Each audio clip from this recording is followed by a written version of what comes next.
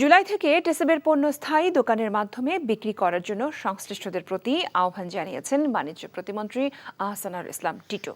সেখানে নির্দিষ্ট কিছু পণ্য নয়, বরং নিত্য প্রয়োজনীয় আরও একাধিক পণ্য যাতে ন্যায্য মূল্যে মানুষ কিনতে পারে সেই পরিকল্পনার কথাও তিনি জানান।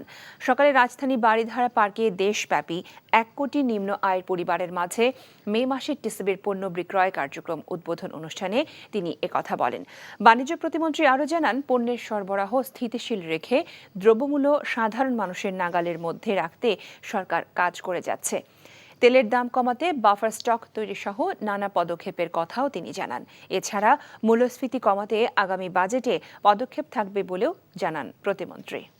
10 থেকে 15 মিনিট প্রত্যেকটা ডিপ্লোমেটে আপনারা যদি দোকানের ব্যবস্থা করতে পারেন, ইনশাআল্লাহ 1 জুলাই থেকে আমরা টিসিবির মাধ্যমে আরো পণ্য আপনাদের সাথে পরামর্শক্রমে যে জায়গায় যে পণ্যগুলির চাহিদা আছে, যেটা আমদানি করা দরকার আমদানি করা, যেটা সংগ্রহ করা দরকার সংগ্রহ করে এই দোকানগুলোর মাধ্যমে আমরা অ্যাভেলেবেল করব, যাতে মানুষ সহজে এটা পেয়ে যায়।